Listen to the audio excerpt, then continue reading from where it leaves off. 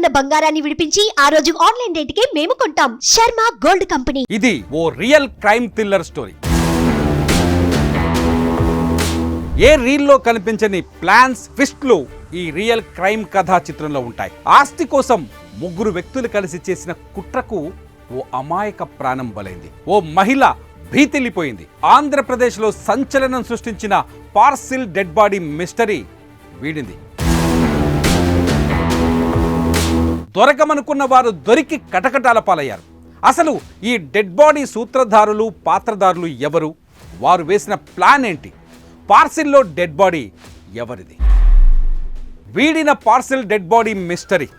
అనుమానాలే నిజాలు. అసలు నిందితుడు శ్రీధర వర్మనే. శ్రీధర వర్మకు భార్య, ప్రియురాలు సాయం. వదిన ఆస్తి కొట్టేయడానికే ప్లాన్. అన్యాయంగా పర్లయ్య దారుణ హత్య. డిసెంబర్ 19 పశ్చిమ గోదావరి జిల్లాతో పాటు తెలుగు రాష్ట్రాలు ఉలిక్కిపడిన రోజు. చరిత్రలో ఇంతవరకు చూడని ఓ సంఘటన ఆ రోజు ప్రజల కళ్ళ ముందు కనిపించింది. అదే పార్సిల్లో డెడ్ బాడీ. ఉండి మండలం ఎండగండి గ్రామానికి చెందిన తులసి అనే మహిళకు ఓ చెక్క పెట్టెలో మృతదేహంతో పాటు ఓ లేఖ వచ్చింది.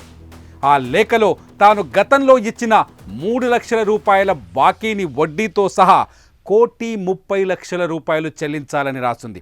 ఈ వ్యవహారం సంచలనంగా మారింది. పార్సిల్లో డెడ్ బాడీ సినిమాల్లో మాత్రమే కనిపించే సీన్. అలాంటిది పచ్చగా ప్రశాంతంగా ఉండే గోదావరి జిల్లాలో కనిపించని ఈ సీన్తో ఒక్కసారిగా గుండెల్లో గుబులు పుట్టించింది. ఆ రోజు నుంచి రోజుకో మలుపు తిరిగిన ఈ కేసును పోలీసులు ఛేదించారు. ఆస్తి గొడవలే ఈ ఘటనకు కారణమని తేల్చారు. ఇక్కడ దారుణమైన విషయం ఏంటంటే డెడ్ బాడీతో వదినను భయపెట్టడానికి పార్సిల్ కోసం ఓ అమాయకుడు బలి కావాల్సి వచ్చింది. మొత్తం ఈ కథలో 5 పాత్రలున్నాయి. వారిలో శ్రీధర్ వర్మ, రేవతి, సుష్మా అలియాస్ విజయలక్ష్మి నిందితులు.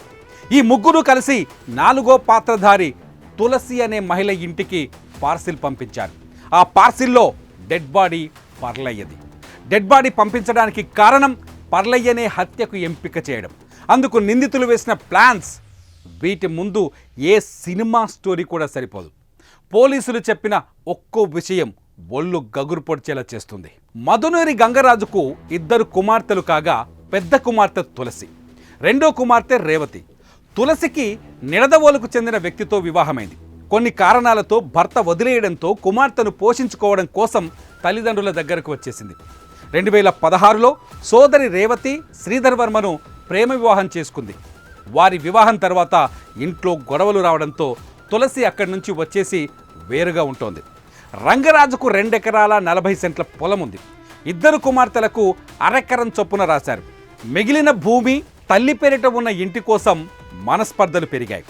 శ్రీధర్ వర్మ, రేవతి కలిసి ఆ ఆస్తిని కాజేయడానికి కుట్ర పన్నారు. అక్క భర్త అప్పుల పాలై పరారవడం, అప్పుల వాళ్ళు ప్రశ్నించడం వంటివన్నీ ఎవరో చేసిన చేతబడి కారణంగా జరుగుతున్నాయని నమ్మించే ప్రయత్నం చేశారు. అప్పులిచ్చిన వారు శవాన్ని కూడా పంపుతారంటూ భయపెట్టారు. గత ప్రభుత్వ హయాంలో తులసికి పక్కా ఇల్లు మంజూరైంది. అది నిర్మాణ దశలో ఉంది. అప్పుడే శ్రీధర్ వర్మ మదిలో కుట్రకు తరలేచింది. ఓ వ్యూహం రచించాడు. జూలైలో ప్లాన్ వేశాడు. డిసెంబర్లో అమలు చేశాడు. తులసి ఇంటి నిర్మాణానికి ఓ సేవా సమితి పంపినట్లుగా శ్రీధర్ వర్మ తన ప్రియురాలు సుష్మ సహాయంతో సెప్టెంబర్లో 2 సార్లు ఇంటి నిర్మాణ సామాగ్రి పంపించారు. అలాగే ఈ నెల 19న విద్యుత్ పరికరాలు పంపుతున్నట్లు మహిళ చరవానికి సమాచారం అందించారు. అదే రోజు సాయంత్రం మహిళ ఇంటికి ఓ చెక్కపెట్టెలో పార్సిల్ రాగా విధులు ముగించుకొని తండ్రి ఇంటికి వచ్చిన తులసి పెట్టె నుంచి దుర్వాసన వస్తుండటాన్ని గమనించి తెరిచి చూసింది. అందులో గుర్తు తెలియని మృతదేహం ఉండడంతో భయభ్రాంతులకు గురైంది. మృతదేహాన్ని పంపడమే గాక తక్షణం 1,50,00,000 రూపాయల సొమ్ము చెల్లించాలంటూ బెదిరిస్తూ లేఖ కూడా పంపారు. అప్పుడు అక్కడే ఉన్న శ్రీధర్ వర్మ ఈ డబ్బు మొత్తం చెల్లిద్దామని, లేకపోతే కేసులో ఇరుక్కుంటామని ఇంట్లో వారందరినీ భయపెట్టాడు. సొమ్ము తానే సర్దుబాటు చేయడంతో పాటు మృతదేహాన్ని సైతం ఎవరికీ తెలియకుండా మాయం చేస్తానన్నాడు. అందరూ భయపడిపోయి తన దారికి వస్తారని శ్రీధర్ వర్మ భావిస్తే తులసి పోలీసులను ఆశ్రయించడంతో కథ అడ్డు తిరిగింది. అప్పటి వరకు సాయం చేస్తానంటూ బిల్డప్ ఇచ్చిన శ్రీధర్ వర్మ పోలీసుల ఎంట్రీతో కనిపించకుండా పోవడంతో అనుమానాలు వచ్చాయి. ఈ చిన్న క్లూ ఆధారంగా పోలీసులు కేసులో ముందుకెళ్లారు. శ్రీధర్ వర్మను గాలించడంతో పాటు డెడ్ బాడీతో మృతదేహం ఎవరిది అనే కోణాల్లో దర్యాప్తు చేపట్టారు. అలాగే వారి కుటుంబాల్లో గొడవలపై కూడా ఆరా తీశారు. చివరికి 2 రోజుల క్రితం శ్రీధర్ వర్మ ఆయన ప్రియురాలు దొరకడంతో మిస్టరీ వీడింది. అతడిని విచారించగా విస్తిపోయే నిజాలు వెలుగులోకి వచ్చాయి. శ్రీధర్ వర్మకు గతంలో నేర చరిత్ర ఉన్నట్టు తేలింది. అతడికి 2 భార్యలు కాగా విజయలక్ష్మి అనే ఆవిడ ప్రియురాలు కూడా. ఇక శ్రీధర్ వర్మ ప్లాన్ చూసి పోలీసులకే మైండ్ బ్లాక్ అయింది. వదినను భయపెట్టడానికి పార్సిల్లో డెడ్ బాడీ పంపించాలని నిర్ణయించుకున్న శ్రీధర్ వర్మ అందుకు హత్య చేయాలని పథకం రచించాడు. అందుకు పర్లయ్య అనే వ్యక్తిని ఎంచుకున్నాడు. కాళ్ళ మండలం గాంధీనగరానికి చెందిన పర్లయ్యకు వివాహం కాగా భార్యతో విడిపోయి ఒక్కడే ఉంటూ దొరికిన పని చేస్తూ పెట్టింది తింటూ చుట్టుపక్కల గ్రామాల్లో తిరుగుతుంటాడు. అతడిని హత్య చేస్తే ఎవరు పట్టించుకోరని భావించి కూలీ పనికని పిలిచి మద్యం తాగించి నిర్మానుష ప్రాంతానికి తీసుకువెళ్ళి తాడుతో గొంతు బిగించి హత్య చేశారు. అనంతరం 2 రోజుల మృతదేహాన్ని ఇంట్లోనే ఉంచుకొని పరిస్థితులు తమకు అనుకూలంగా మారిన తర్వాత పార్సిల్లో మార్చి ఎండగండికి పంపారు. ఈ ప్లాన్లో ఆయనకు ప్రియురాలు సుష్మా అలియాస్ విజయలక్ష్మి సాయం అందించింది.